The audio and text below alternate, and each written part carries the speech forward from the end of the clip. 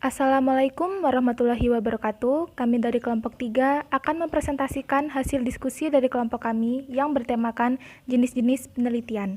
Sebelumnya, saya Deva Putri Liana sebagai moderator dan ketiga rekan saya, Desti Kusumawati, Siti Rahmawati, dan Tika Haryati sebagai pemateri.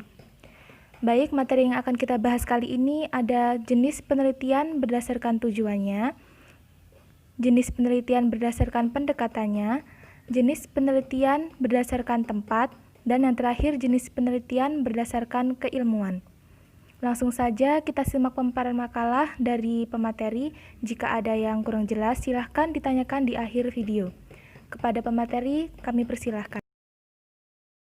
Assalamualaikum warahmatullahi wabarakatuh. Di sini saya akan menjelaskan materi mengenai penelitian berdasarkan tujuannya.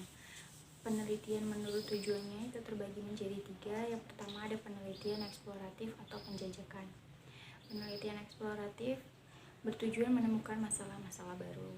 Masalah yang baru ditemui tersebut selanjutnya dibahas dan diselidiki secara cermat melalui kegiatan penelitian atau memperdalam mengenai suatu gejala untuk mendapatkan faktor-faktor penyebab dari fakta yang ada melalui penjajakan atau eksplorasi. Dan yang kedua ada penelitian pengembangan. Penelitian pengembangan merupakan pengembangan penemuan-penemuan penelitian sebelumnya untuk keperluan tertentu pada bidang keilmuan.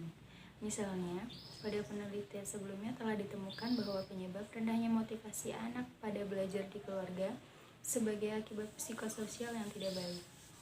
Dan yang terakhir ada penelitian verifikasi.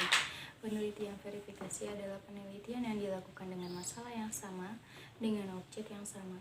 Merupakan penelitian ulang untuk mengkoreksi kebenaran penelitian sebelumnya. Baik, demikian penjelasan mengenai materi penelitian berdasarkan tujuannya. Untuk materi selanjutnya akan dilanjutkan oleh rekan saya. Baiklah, di sini saya akan melanjutkan materi tentang penelitian menurut pendekatannya. Penelitian kualitatif, salah satu pendekatan untuk melakukan penelitian didasari filosofis bahwa kebenaran diperoleh dari cara menangkap gejala atau fenomena dari objek yang akan diteliti yang nantinya akan diinterpretasikan oleh peneliti. Selanjutnya, penelitian kuantitatif. Penelitian kuantitatif diperlukan desain dari awal, teori ditentukan terlebih dahulu, sampel dari populasi sangat penting karena akan dianalisis untuk kemudian disimpulkan. Selanjutnya, penelitian grounded merupakan jenis penelitian yang berdasarkan dari fakta. Selanjutnya, penelitian survei.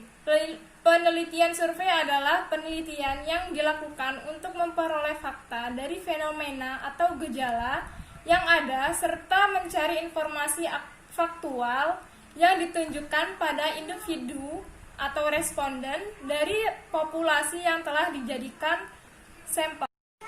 Selanjutnya adalah penelitian kasus. Penelitian kasus adalah suatu penelitian yang mendalam dilakukan secara intensif, terinci terhadap sesuatu organisasi atau gejala tertentu.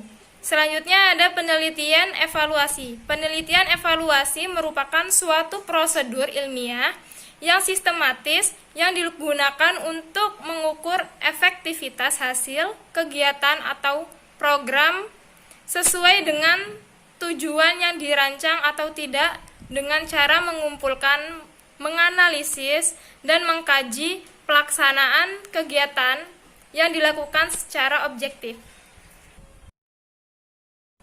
Selanjutnya ada penelitian tindakan.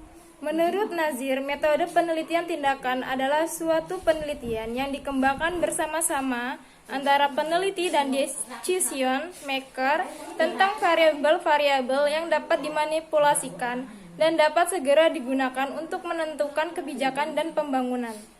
Selanjutnya, penelitian kebijakan. Penelitian kebijakan adalah penelitian yang dilakukan terhadap masalah sosial yang mendasar, yang hasilnya ditunjukkan sebagai rekomendasi bagi pembuat keputusan agar dapat ditindaklanjuti secara praktis dalam menyelesaikan masalah. Selanjutnya, penelitian assessment, suatu pendekatan penelitian untuk menilai suatu kegiatan atau proyek yang meliputi evaluasi kualitas penelitian dan pengukuran masukan, keluaran dan dampak penelitian, dan mencangkup metodologi kualitatif dan kuantitatif. Baiklah, di sini saya akan melanjutkan materi tentang penelitian menurut tempat. Yang pertama ada penelitian perpustakaan yang bertujuan untuk menyimpulkan data dan informasi yang terdapat di perpustakaan, sehingga data yang diperoleh dengan jalan penelitian perpustakaan tersebut dijadikan dasar bagi kegiatan atau praktik.